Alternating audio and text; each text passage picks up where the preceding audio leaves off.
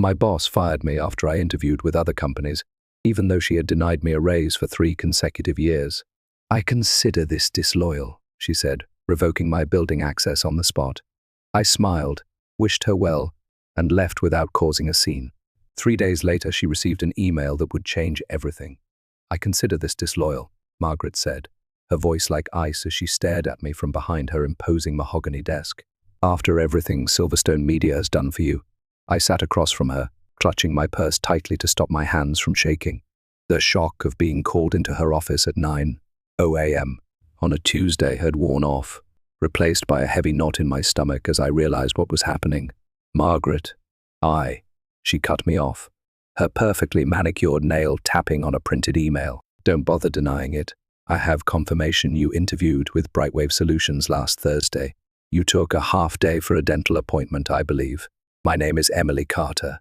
I'm 31 years old and have dedicated 6 years of my professional life to Silverstone Media here in Spokane, Washington. In those 6 years, I've tripled my client portfolio, brought in millions in revenue, and earned the respect of every major account in our roster. But apparently, none of that mattered now. Security will meet you at your desk. You can collect your personal belongings, but your building access is revoked immediately." Margaret's voice was emotionless as she slid my company ID across her desk. "I've already disabled your email access. The injustice of it burned in my chest. 3 consecutive years, I'd come to the same office with meticulously prepared presentations, showing my achievements, market rate salary comparisons, and requests for a well-deserved raise.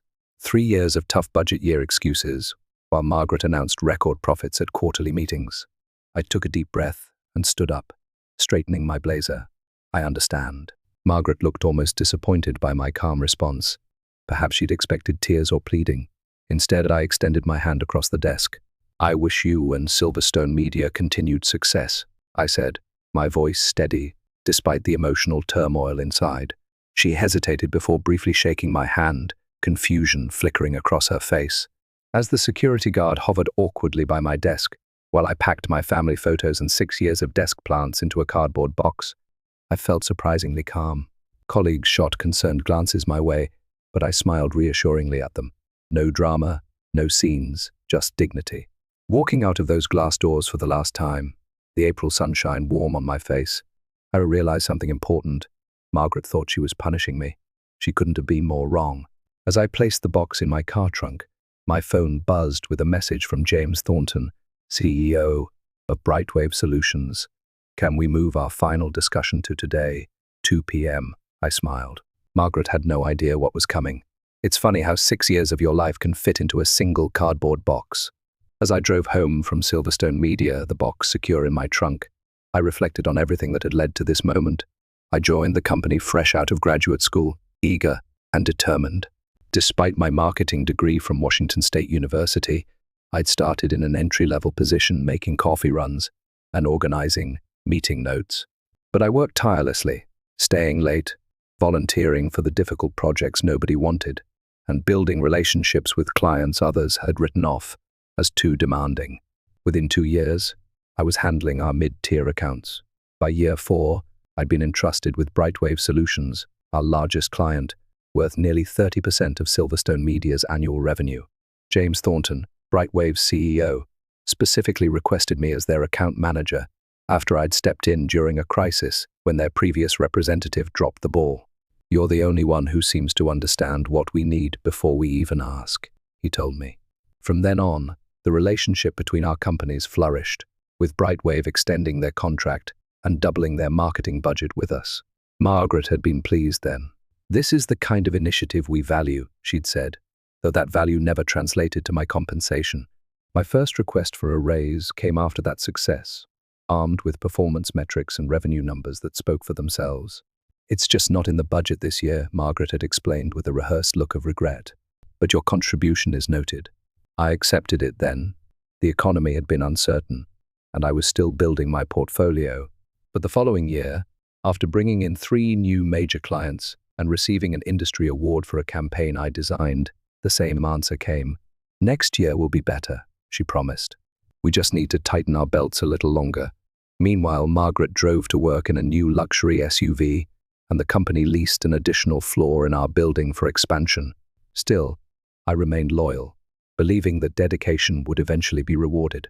The third denial came 6 months ago, right after I'd successfully negotiated a 40% increase in Brightwave's annual contract value. "Your performance is exceptional," Margaret had said, "but we're investing in infrastructure this year. Perhaps we can revisit this in the summer." Something in me had finally broken. That night, I updated my resume for the first time in 6 years, not out of anger or revenge, but out of self-respect. I was worth more than constant promises and perpetual denial. I just never expected Margaret would discover my job search before I was ready to give my notice. At home, I set the cardboard box on my kitchen counter and stared at it, the reality of what had just happened finally hitting me. I wasn't just between meetings or taking a day off. I was unemployed. The weight of it pressed against my chest, momentarily making it difficult to breathe. My phone rang, displaying my best friend Sophie's name. "I just heard," she said when I answered. "Ethan texted me." "Are you okay?" Ethan was Silverstone Media's IT specialist and Sophie's boyfriend. News traveled fast. "I'm processing," I replied honestly, sinking onto a kitchen stool. "It happened so quickly. It's completely unfair," Sophie said, her voice rising with indignation. "Everyone knows you're the only reason Brightwave has stayed with Silverstone Media this long. Margaret's just intimidated because you're better at the job than she ever was." There was some truth to that. Margaret had been the company's star account executive before moving into management. Many of us suspected she missed the recognition and client relationships, often inserting herself unnecessarily into my meetings with Brightwave. "The worst part is how she did it," I said, feeling a flash of anger, like I'd committed some kind of corporate treason by looking for opportunities after being denied advancement for 3 years straight. "It's her loss," Sophie replied firmly. "And honestly, Emily, maybe it's for the best. You've been undervalued there for years." She was right, of course. I'd stayed at Silverstone Media out of loyalty to my clients and colleagues, not because it was the best choice for my career, but getting fired like this, escorted out by security as if I were a criminal, that stung deeply. My phone beeped with an incoming call. "James Thornton." "Sophie, I need to take this. It's Brightwave." "Go take it. Call me after," she said before hanging up. I took a deep breath and answered. "Emily, I just heard what happened at Silverstone Media," James said, skipping pleasantries. "Are you available to come in today? I'd like to accelerate our conversation." My heart raced. "Yes, I can be there at 2 p.m., as you suggested." "Excellent. And Emily, don't worry about what happened this morning. Sometimes these things have a way of working out for the best." After hanging up, I stared at my reflection in the kitchen window. The woman looking back at me wasn't defeated. She was being set free.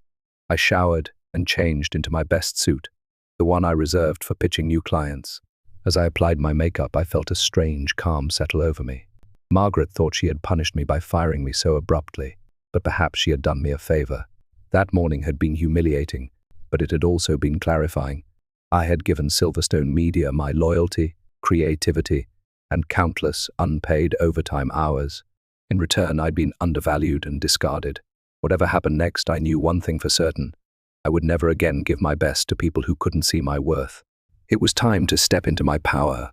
The Brightwave Solutions headquarters occupied the top 3 floors of a gleaming glass building in downtown Spokane. Unlike Silverstone Media's dated office with its beige walls and aging furniture, Brightwave embraced modern design, open spaces, collaborative pods, and walls of windows showcasing mountain views. As I rode the elevator to the 30th floor, I mentally rehearsed what I would say in my interview. I'd need to explain my sudden availability without sounding bitter about Silverstone Media. Professionalism was key, even when discussing uncomfortable situations. The elevator doors opened to reveal James Thornton himself, waiting in the reception area. "Emily," he greeted me warmly, extending his hand. "Thank you for coming on such short notice." James was in his early 50s, with salt and pepper hair and a reputation for being both brilliant and fair, qualities I'd come to appreciate during our 3 years of working together. "I appreciate the flexibility," I replied, shaking his hand firmly. "It's been an unexpected day. Let's talk in my office," he said, leading me through the bustling workspace. Several Brightwave employees I knew from our account work waved or nodded as we passed. James's corner office was modest compared to Margaret's showpiece, but infinitely more welcoming, with comfortable seating arranged for conversation rather than intimidation. "Coffee," he offered. "Please." Once we were settled with steaming mugs, James got straight to the point. "I received a call from Margaret Sanders this morning," he began. "She informed me that you would no longer be handling the Brightwave account, and that she would personally oversee our business until a replacement was assigned." I nodded, keeping my expression neutral despite the small flare of anger. Of course, Margaret would try to retain their biggest client herself. "What she doesn't know," James continued, "is that we were already concerned about our relationship with Silverstone Media." This surprised me. "Concerned?" "The latest campaign results exceeded projections by 23%. The results were excellent," he agreed, "because of your work. But we've noticed changes at Silverstone Media over the past year. Delayed responses, quality issues with anyone except you, and, frankly, a sense that they're taking our business for granted." He set down his coffee mug and leaned forward. 3 months ago, our board suggested we explore other marketing partners. I resisted because of our relationship with you. You've consistently demonstrated an understanding of our brand and business needs that goes beyond the typical client-agency relationship. My mind raced. Was he saying what I thought he was saying? "When you reached out about potential opportunities here," James continued, "it felt like perfect timing. But I need to be clear about something. We were never planning to poach you. We respect professional boundaries too much for that. We were prepared to wait until you gave proper notice at Silverstone Media." "I was planning to give 2 weeks' notice," I said, feeling it was important he knew that, once I had a firm offer. James smiled. "I believe you. Your professionalism is one of the reasons we're having this conversation. Margaret's decision this morning simply accelerated our timeline." He opened a folder on his desk and slid a document across to me. "This isn't an interview, Emily. It's a job offer. Director of Client Strategy. You'd be building and leading a team to manage all our external marketing partnerships and agency relationships." I glanced down at the paper, and my breath caught when I saw the salary figure. It was nearly double what I'd been making at Silverstone Media, more than I would have even asked for in my most recent denied raise request. "This is very generous," I managed. "It's market rate for someone with your experience and proven results," James corrected. "Sometimes it takes leaving a situation to realize what you're truly worth." The offer letter sat on my kitchen table that evening, signed and ready to be returned tomorrow. I'd asked James for the night to review everything, though we both knew my answer would be yes. Still, taking time to consider major decisions was a professional courtesy I extended, even when the answer seemed obvious. My phone had been buzzing all afternoon with texts from former colleagues at Silverstone Media. Word of my firing had spread quickly, followed by rumors about my meeting at Brightwave. I'd responded to a few close co-workers, but avoided getting drawn into office gossip. A text from Ethan came through. "Margaret called an emergency meeting after you left. Told everyone you were terminated for breach of company loyalty, and that we should all remember that Silverstone Media rewards loyalty above all." The irony wasn't lost on anybody.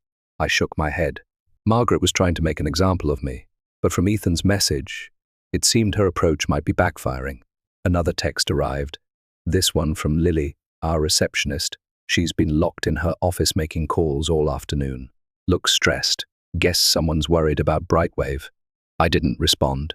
There was no satisfaction in Margaret's distress, only a renewed certainty that I'd made the right decision to look elsewhere. A company culture that valued loyalty but offered nothing in return wasn't one I wanted to be part of anymore. My phone rang an unknown number. "Curious," I answered. "Emily Carter?" a woman's voice asked. "Speaking. This is Catherine Holt. I'm on the board at Silverstone Media." My stomach tightened. Board members rarely involve themselves with employee matters. "I understand there was an incident today regarding your employment," she continued. "I'd like to meet with you tomorrow to discuss it." Margaret may have been hasty in her decision. So that was it. Margaret had fired her most valuable account manager without board approval, and now Brightwave was potentially walking. Damage control. "I appreciate the call, Miss Holt, but I've already accepted another position," I said, keeping my tone respectful but firm. A pause. "May I ask where?" "I don't think that would be appropriate to share at this time." Another, longer pause. "Emily, if this is about compensation, I'm sure we can revisit those conversations." The board values your contribution to Silverstone Media. The irony was almost painful. 3 years of documented, rejected requests for appropriate compensation. And now, suddenly, the board valued my contribution. It's not just about compensation, I replied honestly. It's about respect and recognizing employee worth before they have one foot out the door.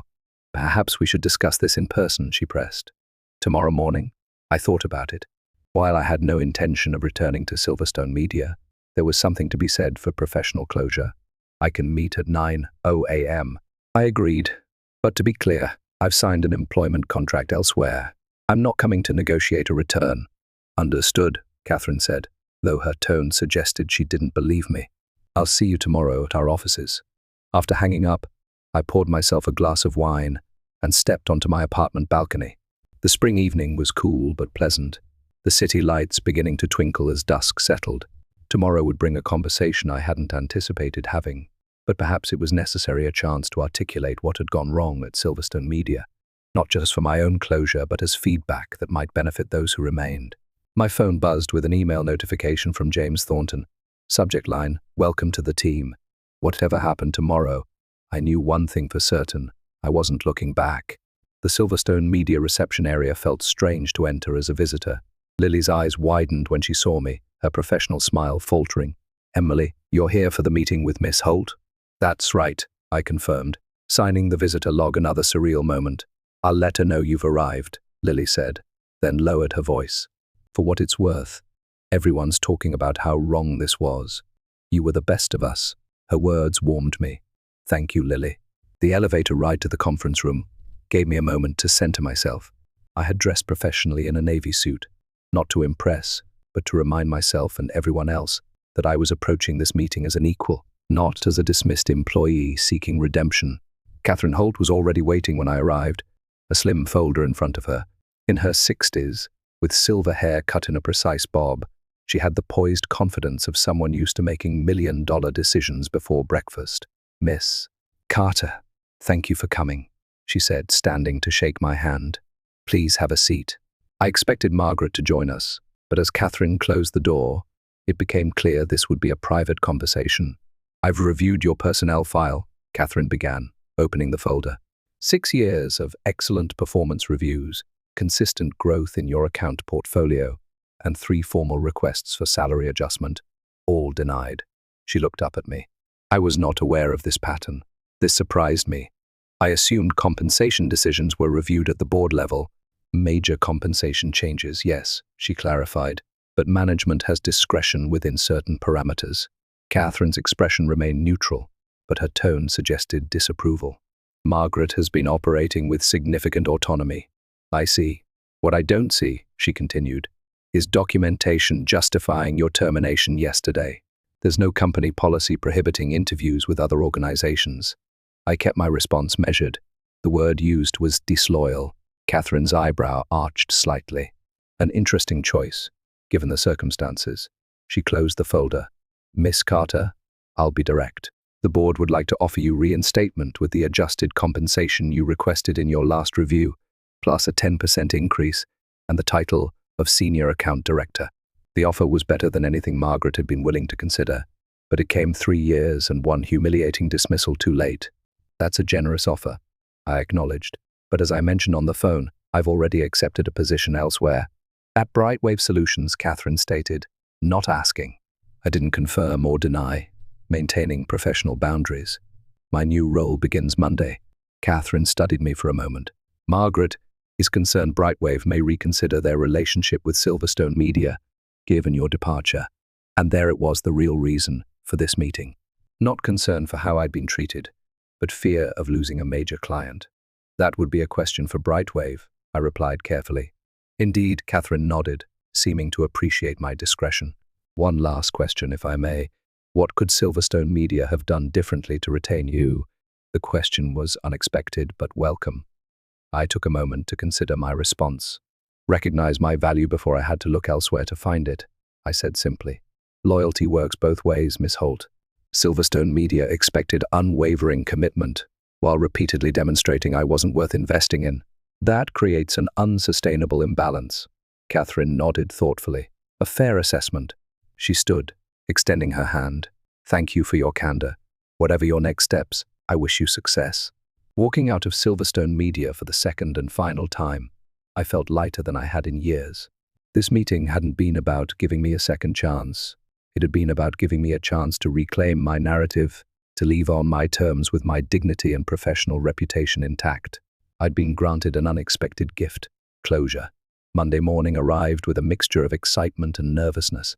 My new position at Brightwave Solutions officially began today, and with it, a fresh chapter in my professional life. I arrived early, eager to settle into my new office, a real office with a door and windows, not the cramped cubicle I'd occupied at Silverstone Media, despite my senior role. James had arranged for everything to be ready, including a welcome basket and technology setup. At 9:00 a.m., he stopped by to introduce me to my new team, 5 talented marketing specialists who would be working under my direction to manage Brightwave's various agency relationships. The irony wasn't lost on me. I'd gone from managing a single account to overseeing all marketing partnerships, including whoever would now handle the Silverstone Media relationship. Team, this is Emily Carter, our new Director of Client Strategy, James announced.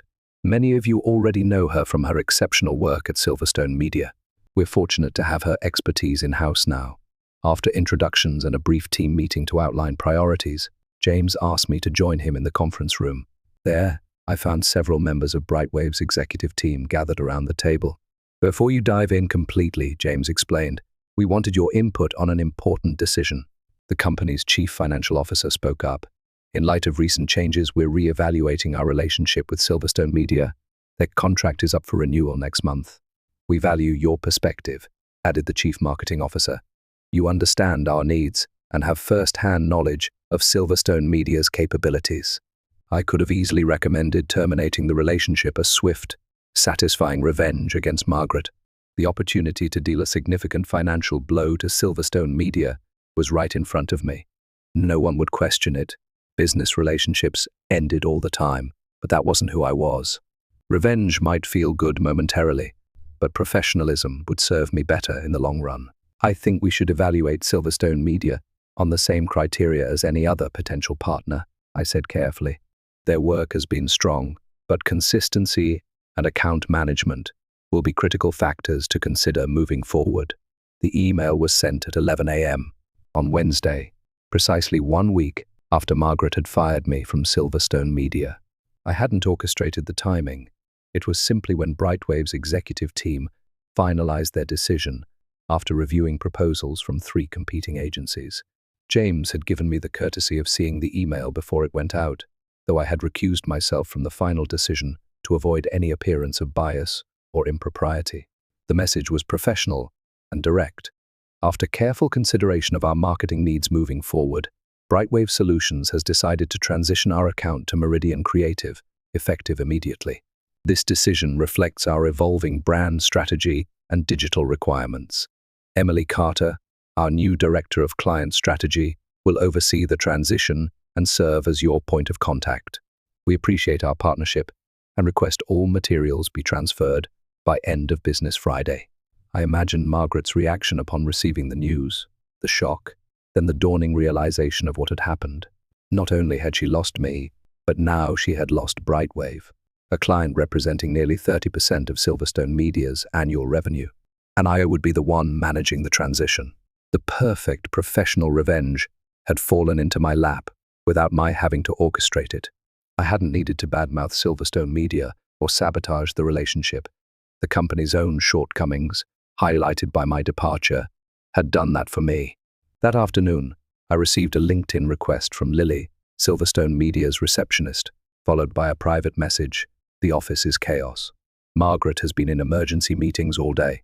3 other account managers have updated their resumes. Karma works fast." I didn't reply immediately.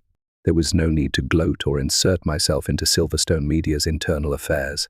Instead, I focused on building my new team and establishing our processes. Success, after all, was the best revenge. Later, however, I did accept Lily's connection request with a simple message. "Thank you for your kindness during my time at Silverstone Media. Wishing you all the best." Taking the high road felt surprisingly good. My new position at Brightwave brought challenges and opportunities I would never have experienced had I remained at Silverstone Media, waiting for recognition that might never come. Sometimes the best revenge isn't something you actively pursue. It's the natural consequence of valuing yourself when others don't. Looking back on that journey a year later, I realized that Margaret had inadvertently given me a precious gift, the push I needed to find my true worth. In seeking revenge, I found something far more valuable: self-respect and the courage to claim the success I deserved.